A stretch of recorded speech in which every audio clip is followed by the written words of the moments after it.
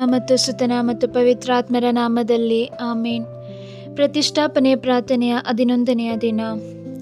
ಪ್ರಿಯ ಮಕ್ಕಳೇ, ಪ್ರತ್ಯೇಕವಾದ ಒಂದು ಕೃಪೆ ಕೊಡುವುದಕ್ಕಾಗಿ ಈ ದಿವಸಗಳಲ್ಲಿ ನಿಮ್ಮನ್ನು ಸಜ್ಜುಗೊಳಿಸಲು ಪ್ರತ್ಯೇಕ ಶ್ರದ್ಧೆ ಇಡಬೇಕೆಂದು ನಾನು ಕೇಳಿಕೊಳ್ಳುತ್ತೇನೆ. ನನ್ನ ಹಬ್ಬಗಳಲ್ಲಿ ಪಿತನಾದ ದೇವರು ಸ್ವರ್ಗದಿಂದ ಕೃಪೆಗಳನ್ನು ಮಳೆಯ ಹಾಗೆ ಸುರಿಸುವರು. ನನ್ನನ್ನು ಆರಿಸಿದ ಕುರಿಗಳು ನಾನು ಆರಿಸಲ್ಪಟ್ಟ ಕುರಿಗಳೊಂದಿಗೆ ಸೇರಿಸುವೆನು. ನನ್ನ ನಿಷ್ಕಳಂಕ ಹೃದಯದ ಸುನಿಶ್ಚಿತ ವಿಜಯಕ್ಕೆ ಅವರನ್ನು ನಾನು ಒಂದುಗೂಡಿಸುವೆನು. ನಾನು ನಿಮ್ಮ ಮೇಲೆ ಭರವಸೆಯನ್ನು ಇಟ್ಟಿದ್ದೇನೆ. ನಾನು ನನ್ನ ಹೃದಯವನ್ನು ನಿಮಗೆ ವಹಿಸಿಕೊಡುತ್ತಿದ್ದೇನೆ. ಮನುಷ್ಯ ಕುಲವನ್ನು ರಕ್ಷಿಸಲು ಅಗತ್ಯವಿರುವ ಕೃಪೆ ನಿಮ್ಮಲ್ಲಿ ನಿಕ್ಷೇಪಿಸಿರುತ್ತೇನೆ. ನನ್ನ ಪುತ್ರನ ಯಾಜಕರಿಗಾಗಿ ತೀಕ್ಷ್ಣವಾಗಿ ಪ್ರಾರ್ಥಿಸಲು ನಾನು ನಿಮ್ಮಲ್ಲಿ ಬಯಸುತ್ತೇನೆ. ನಿಮ್ಮ ಸಂತೋಷ ಸಹನೆಗಳು ನಿಮ್ಮ ಪ್ರತಿಷ್ಠಾಪನೆಗಾಗಿ ಅರ್ಪಿಸಿರಿ. ನಿರ್ದಿಷ್ಟ ಫಲ ಉಂಟು ಮಾಡುವ ರೀತಿಯಲ್ಲಿ ನಿಮ್ಮನ್ನೇ ನೀಡಿರಿ. ನಿಮ್ಮನ್ನೇ ನೋಡುವ ಮುಂಚೆ ಮತ್ತೊಬ್ಬರನ್ನು ಗಮನಿಸಿರಿ. ದೇವಪಿತನು ನಿಮ್ಮ ಆತ್ಮದಲ್ಲಿರುವ ಎಲ್ಲವನ್ನು ಕಾಣುತ್ತಾರೆ.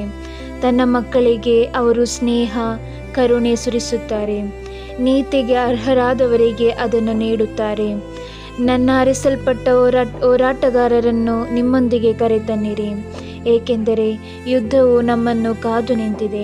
ಪ್ರಿಯ ಮಕ್ಕಳೇ, ನಾನು ನಿಮ್ಮ ತಾಯಿಯಾಗಿದ್ದೇನೆ. ನೀವು ನನ್ನ ಮಕ್ಕಳಾಗಿ ಜೀವಿಸಿರಿ.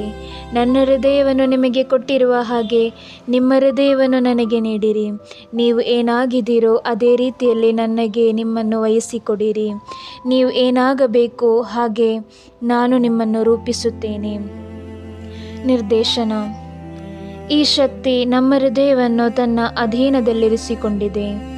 ಪರಿಶುದ್ಧ ಮರಿಯಮ್ಮನವರ ಈ ನಿಮಿಷವನ್ನು ಅದಲು ಬದಲಿಕೆಯ ಸಮಯ ಎಂದು ಹೇಳುತ್ತಾರೆ.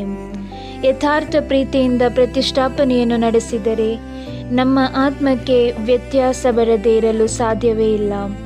ಪ್ರತಿಷ್ಠಾಪನೆಯಿಂದ ನನ್ನ ಜೀವಿತದಲ್ಲಿ ಬದಲಾವಣೆ ಬಂದಿದೆ ಎಂದು ಒಬ್ಬ ವ್ಯಕ್ತಿ ಬೇರೆಯವರೊಂದಿಗೆ ಹೇಳುವುದು, ಅದು ಸತ್ಯವಾದುದೆಂದು ಆತನ ಪ್ರವೃತ್ತಿಯಲ್ಲಿ ವ್ಯಕ್ತವಾಗುತ್ತದೆ. ಪ್ರತಿಷ್ಠಾಪನೆಯಲ್ಲಿ ಒಂದಾಗಿ ಸೇರಲ್ಪಡುವ ದೈವಿಕ ಶಕ್ತಿಯ ಪರಿಪೂರ್ಣತೆಯಲ್ಲಿ ನಮ್ಮಲ್ಲಿ ಒಂದು ಬದಲಾವಣೆ ಸೃಷ್ಟಿಯಾಗುತ್ತದೆ.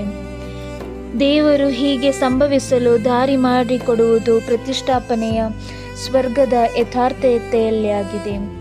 ನಾವು ಅರ್ಥೈಸಿಕೊಳ್ಳುವುದು ಯಥಾರ್ಥವಾದ ಕಾರ್ಯ ಇದಾಗಿದೆ. ಸತ್ಯವಾಗಿಯೂ ದೇವರು ಬಯಸುವುದು ಇಚ್ಛಿಸುವುದು ಒಂದು ಆತ್ಮವು ಪ್ರತಿಷ್ಠಾಪನೆಯನ್ನು ಪೂರ್ತೀಕರಿಸಬೇಕೆಂಬುದಾಗಿದೆ. ಮಾರ್ಗದರ್ಶನ. ಆತ್ಮೀಯ ಜೀವಿತದ ಅಡಿಪಾಯ ಒಂದು ಆತ್ಮವು ದೇವರ ಸನ್ನಿಧಿಯಲ್ಲಿ ಒಂದಾಗಿರುವುದೇ ಆಗಿದೆ. ಅದಕ್ಕೆ 3 ಅಂಶಗಳಿವೆ: ಪಾಪದಿಂದ ದೂರ ಸರಿಯುವುದು, ಪುಣ್ಯಗಳನ್ನು ಅಭ್ಯಾಸಿಸುವುದು, ದೇವರ ಐಕ್ಯತೆಯಲ್ಲಿ ನಿಲ್ಲುವುದು. ಈ 3 ಕಾರ್ಯವನ್ನು ಮಾಡುವುದರಿಂದ ದೇವರೊಂದಿಗೆ ಸತ್ಸಂಬಂಧವನ್ನು ಉಂಟು ಮಾಡುತ್ತದೆ. ಅದರ ಮುಖಾಂತರ ಒಂದು ಆತ್ಮವನ್ನು ಪಾಪದಲ್ಲಿ ಬೀಳದ ಹಾಗೆ ಸೂಕ್ಷ್ಮವಾಗಿ ಪುಣ್ಯಗಳನ್ನು ಅಭ್ಯಾಸ ಮಾಡಿ ಪರಿಶುದ್ಧ ಸ್ನೇಹದಲ್ಲಿ ದೇವರೊಂದಿಗೆ ಐಕ್ಯವಾಗಿರಲು ಸಹಾಯ ಮಾಡುವುದು. ಪಾಪವನ್ನು ತ್ಯಜಿಸಲು ಒಳ್ಳೆಯ ಮಾರ್ಗ ಯಾವುದೆಂದರೆ ದೇವರ ದೃಷ್ಟಿ ಯಾವಾಗಲೂ ನನ್ನ ಮೇಲೆ ಉಂಟೆಂಬ ಅರಿವಲ್ಲಿ ಬೆಳೆಯುವುದು. ನಾವು ದೇವರ ಸನ್ನಿಧಿಯಲ್ಲಿ ಇದ್ದೇವೆ. ದೇವರು ನನ್ನ ಚಿಂತೆಗಳನ್ನು, ಮಾತುಗಳನ್ನು, ಪ್ರವೃತ್ತಿಯನ್ನು ಸೂಕ್ಷ್ಮವಾಗಿ ಗಮನಿಸುತ್ತಿದ್ದಾರೆಂಬ ಅರಿವು ನಮ್ಮನ್ನು ಎಲ್ಲ ಪಾಪಗಳಿಂದ ದೂರವಿರಿಸುತ್ತದೆ. ದೇವರ ಸನ್ನಿಧಿಯಲ್ಲಿ ಜೀವಿಸುವ ಒಂದು ಆತ್ಮ ಸುತ್ತಮುತ್ತಲಿರುವವರ ಪ್ರೀತಿಗಾಗಿ ಬಯಸುವುದಿಲ್ಲ. ಅದೇ ಸಮಯ ದೇವರ ಪ್ರೀತಿಗಾಗಿ ನೆಲೆಗೊಳ್ಳುತ್ತದೆ. ಹಾಗೆ ಪುಣ್ಯಗಳು ನಮ್ಮ ಆತ್ಮದಲ್ಲಿ ಬೆಳೆಯುತ್ತದೆ. ಕೊನೆಯದಾಗಿ, ದೇವರೊಂದಿಗೆ ನಿರಂತರವಾದ ಐಕ್ಯತೆಯಲ್ಲಿ ಆತ್ಮದ ಕೃಪೆಯಲ್ಲಿ ಸಮೃದ್ಧವಾಗಿ ಬೆಳೆಯುತ್ತದೆ. ಈ ಐಕ್ಯತೆಯಲ್ಲಿ ತಪ್ಪು ಬರದ ಹಾಗೆ ಒಂದು ನಿಯಮ ಉಂಟು. ನಾವು ಪ್ರೀತಿಸುವ ವಸ್ತುವಿನ ಸಾನ್ನಿಧ್ಯ ನಮ್ಮ ಸ್ನೇಹವನ್ನು ವೃದ್ಧಿಗೊಳಿಸುತ್ತದೆ. ಈ ಮೇಲ್ಕಂಡ 3 ದಾನಗಳು ಪ್ರತಿಷ್ಠಾಪನೆಯಲ್ಲಿ ಪವಿತ್ರಾತ್ಮರ ಮೂಲಕ ಲಭಿಸುವುದು. ಧ್ಯಾನ. ಓ ಮರಿಯಮ್ಮನವರ ನಿಷ್ಕಳಂಕ ಹೃದಯವೇ, ನನ್ನ ಜೀವಿತ ಕಾಲವೆಲ್ಲ ನಿಮ್ಮನ್ನು ಪ್ರೀತಿಸಲು, ನಿಮ್ಮದಾಗಿರಲು ನನಗೆ ಸಹಾಯ ಮಾಡಿರಿ. ನನ್ನ ಹೃದಯವನ್ನು ನಿಮ್ಮ ಪುತ್ರನ ಸನ್ನಿಧಿಗೆ ಕರೆತನ್ನಿರಿ. ಹಾಗೆಯೇ ನನ್ನ ಸ್ನೇಹ ಹೊತ್ತಿ ಉರಿಯಲಿ. ತಾಯಿಯ ಸಾನ್ನಿಧ್ಯದ ಗುರುತಾಗಿ ಈ ಲೋಕದಲ್ಲಿ ಜೀವಿಸಲು ಶಕ್ತಿಯನ್ನು, ಧೈರ್ಯವನ್ನು ನನಗೆ ನೀಡಿರಿ. ನಿಮ್ಮ ಸುನಿಶ್ಚಿತ ವಿಜಯಕ್ಕಾಗಿ ಹೋರಾಡುವ ಸೈನಿಕರಾಗಿ ಈ ಭೂಮಿಯಲ್ಲಿ ಜೀವಿಸಲು ಇರುವ ಕೃಪೆ ನನಗೆ ನೀಡಿರಿ. ನಾನು ಪ್ರತಿಷ್ಠಾಪನೆಗಾಗಿ ಮಾಡುವ ಸಮಯದಲ್ಲಿ ಈ ದಾನಗಳನ್ನು ನೀಡಿರೆಂದು ನಿಮ್ಮ ಮದುಮಗನಾದ ಪವಿತ್ರಾತ್ಮರಲ್ಲಿ ನನಗಾಗಿ ಪ್ರಾರ್ಥಿಸಿರಿ. ಆಮೇನ್. ವಚನ.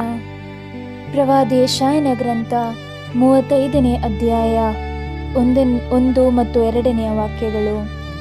ಆನಂದಿಸಲಿ ಅರಣ್ಯವು ಮರುಭೂಮಿಯಲ್ಲೂ, ಹೂಗಳಂತೆ ಹರಳಿ ಹರ್ಷಿಸಲಿ ಹೊನನೆಲವು. ಉಲ್ಲಾಸಿಸಲಿ ಅದು ಉಲುಸಾಗಿ ಹೂ ಬಿಟ್ಟು, ಹೌದು ಸಂತಸ ಸಂಗೀತ ಹಾಡುವಷ್ಟು. ದೊರಕಲಿ ಅದಕ್ಕೆ ಲೆಬನೋನಿನ ಮಹಿಮೆಯು, ಕರ್ಮೇಲಿನ ಮತ್ತು ಶಾರೋನಿನ ವೈಭವವು. ಕಾಣುವವು ಸರ್ವೇಶ್ವರನ ಮಹಿಮೆಯನ್ನು, ನೋಡುವವು ಇವೆಲ್ಲ ನಮ್ಮ ದೇವರ ವೈಭವವನ್ನು. ದಿನಂಪ್ರತಿ ಹೇಳತಕ್ಕ ಪ್ರಾರ್ಥನೆ.